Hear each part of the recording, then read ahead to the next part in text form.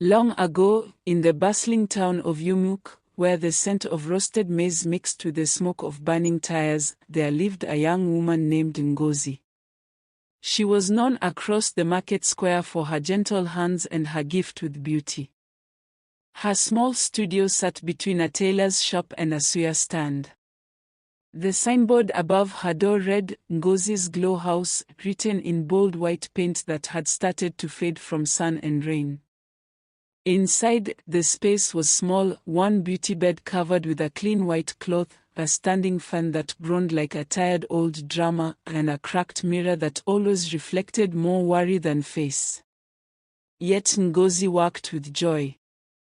Every morning she prayed before opening her shop, whispering, "Chaku, bless the work of my hands." She had learned her craft from watching videos online and practicing on her cousins and friends. Life wasn't easy, but she believed that with hard work, her day of glory would come. Some days she had clients, other days only dust and hope kept her company. Then, one afternoon, when the sky was heavy with rain and the road glistened like oil, a black jeep stopped outside her shop. From it stepped a tall woman dressed in a wrapper that shimmered like moonlight. Her perfume filled the room before she even entered. "Good afternoon," the woman said softly, her voice smooth as palm wine. "Do you fix lashes?" "Yes, ma," Ngozi replied with a nervous smile. "Please sit."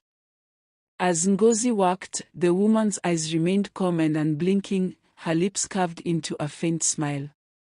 When the mirror was lifted at last, the woman whispered, "I have not seen myself like this in years." She paid double and left. From that day, everything changed. The woman returned again, and always with new faces.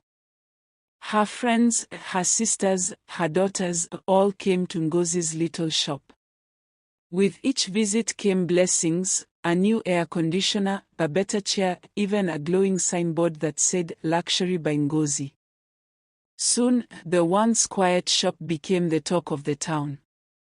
The women of Umueke came from far and near, leaving transformed, glowing, smiling, confident. Ngozi's name spread like harmattan fire. But blessings sometimes carry shadows.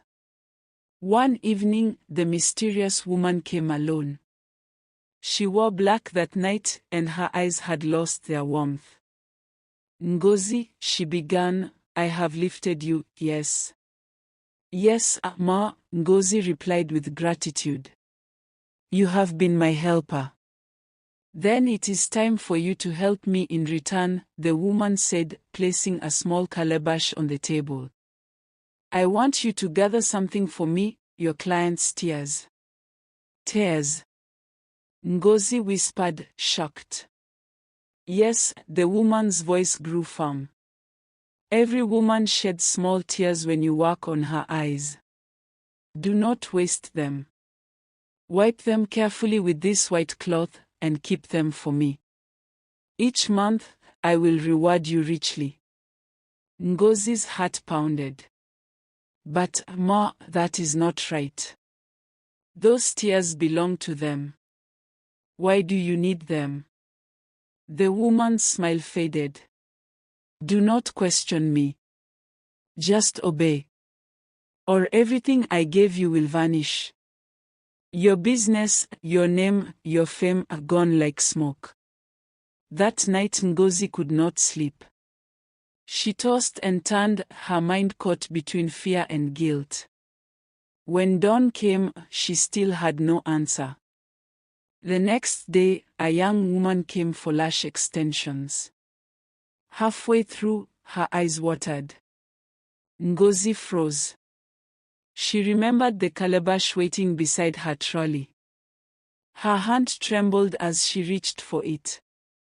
But instead, she wiped the tears with ordinary tissue, praying under her breath. That night, the woman with the moonlight wrapper returned. "Ngozi," she said softly, "where are the tears?" Ngozi stammered. I couldn't. It felt wrong. The woman's eyes turned cold. You are wasting my patience. Tomorrow, do as I say, or watch your glory fade. The next day, another client came. This time Ngozi's fear was stronger than her faith. When the woman's eyes watered, Ngozi picked up the white cloth. Her fingers shook as she dabbed gently beneath the client's eye. A single drop soaked into the fabric. It looked harmless, yet something inside her chest tightened. That night, the woman came again, smiling darkly. Ngozi handed her the cloth. Good, the woman said. Now you understand. Wealth is built on obedience. She left an envelope thick with cash on Ngozi's table. Ngozi tried to feel happy, but her spirit sank. That night she heard whispers in her room, faint voices crying, "Return what you took. Return our tears." Days turned into weeks, and Ngozi changed. Her skin grew pale, her eyes hollow. Clients began to complain of sleepless nights, of strange dreams, of endless weeping. Soon rumors spread, Ngozi's beauty makes you lose your peace. Her shop emptied. The gifts that had filled her space now looked like curses. The fan no longer blew, the lights flickered, and the air grew thick with sorrow. One night, Ngozi knelt before her mirror and wept. Chaku, I only wanted to survive.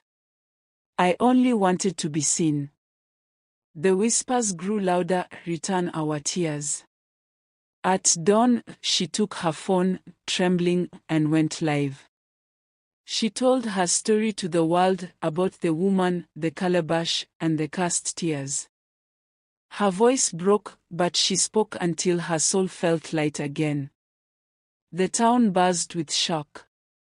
The mysterious woman disappeared, some said she fled to the hills, others whispered she turned to dust when the truth came out. Ngozi lost her business, her fame, and all the gifts. But peace returned to her spirit. Her mother's prayers finally rested. Though she now walked in humility, she walked free. Moral of the story. Not every open hand is a blessing, and not every helper is sent by God. Some gifts carry chains, and some wealth is bought with the tears of others. Ngozi's story reminds us that quick riches are often coated in sorrow, and the true measure of success is peace of soul. Be patient in your struggle. Honest sweat may dry slowly, but cursed money never stops bleeding.